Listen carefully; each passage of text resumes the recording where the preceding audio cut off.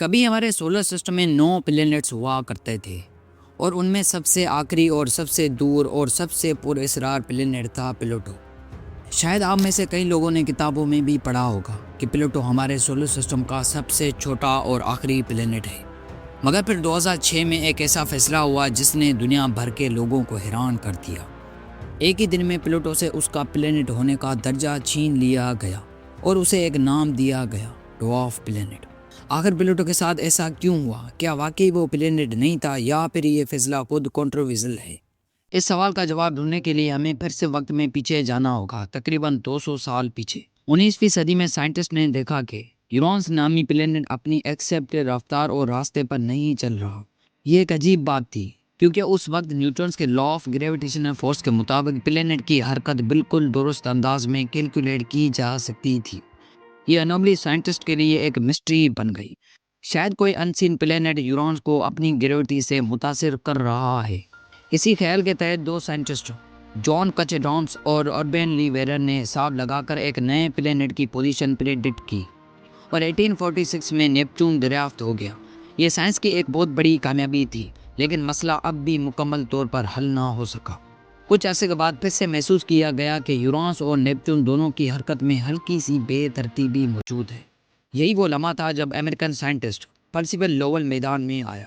اس نے دعویٰ کیا کہ نیپچون سے بھی آگے ایک اور پلینٹ موجود ہے، جسے اس نے پلینٹ ایکس کا نام دے دیا۔ 1906 سے اس نے پلینٹ ایکس کی تلاش شروع کر دی، لیکن سالوں کی محنت کے باوجود وہ اسے ڈھونڈ نہ سکا اور 1916 میں وہ اس دنیا سے رخصت ہو گیا۔ لیکن اس کا خواب ابھی بھی ختم نہ ہوا۔ 1929 میں لوول آبزرویٹری میں ایک نوجوان ماہر فلکیات کلائڈ ٹوم کو یہ مشن دیا گیا کہ وہ پلینٹ ایکس کو تلاش کرے۔ اس نے ایک خاص ٹیکنیک استعمال کی جس میں آسمان کی تصاویر لی اور انہیں آپس میں کمپیئر کیا گیا تاکہ کسی موونگ آبجیکٹ کو آئیڈینٹیفائی کیا جا سکے۔ مہینوں کی محنت کے بعد 18 فروری 1930 کو اس نے ایک چھوٹا سا نقطہ حرکت کرتے ہوئے دیکھا۔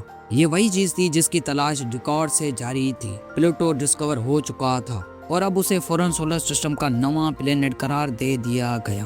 لیکن جلدی سائنٹسٹ کو احساس ہوا کہ پلوٹو ویسا نہیں تھا جیسا وہ سوچ رہے تھے۔ یہ بہت چھوٹا تھا اور اس کی روشنی بھی بہت ہی کم تھی۔ بعد میں جب 1978 میں اس کا چاند کرن دریافت ہوا تو سائنٹسٹ پلوٹو کا ماس زیادہ درست طریقے سے کیلکولیٹ کرنے کے قابل ہوئے اور نتیجہ حیران کن تھا۔ پلوٹو کا سائز اور وزن اتنا کم تھا کہ وہ ہمارے ارتھ کے چاند سے بھی چھوٹا نکلا۔ یہاں سے ڈاؤٹس بڑھنے لگے اور پھر 1990s میں جب نئی CCD ٹیکنالوجی آئی، سائنٹسٹ نے نیپچون کے بعد ایک واسٹ ایریا دریافت کیا جسے کائپر بیلٹ کہا جاتا ہے۔ اس علاقے میں ہزاروں برفیلے آبجیکٹ موجود تھے اور ان میں سے کئی پلوٹو کے برابر یا اس سے بھی بڑے تھے۔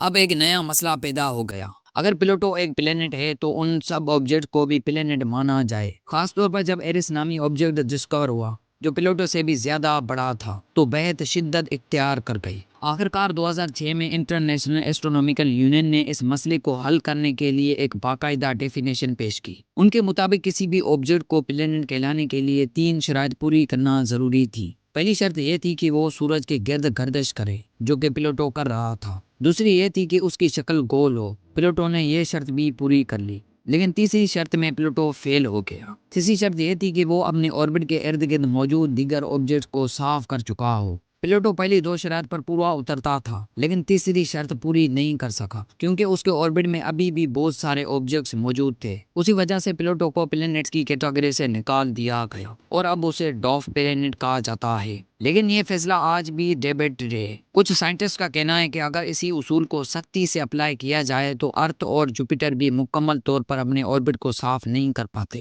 اس لیے پلوٹو کے ساتھ یہ فیصلہ مکمل طور پر فیئر نہیں تھا۔ آج بھی پلوٹو ہمارے سولر سسٹم کا ایک اہم حصہ ہے۔ یہ کائپر بیلٹ کا سب سے نمایاں رکن ہے اور ہمیں سولر سسٹم کی ابتدائی تاریخ کو سمجھنے میں مدد دیتا ہے۔ آخرکار یہی سوال رہ جاتا ہے، کیا پلوٹو واقعی پلینٹ نہیں تھا یا ہم نے صرف اپنی ڈیفینیشن بدل دی؟ کیونکہ حقیقت یہ ہے کہ پلوٹو آج بھی وہی ہے، نہ وہ چھوٹا ہوا اور نہ ہی غائب، صرف اس کا نام بدل گیا ہے۔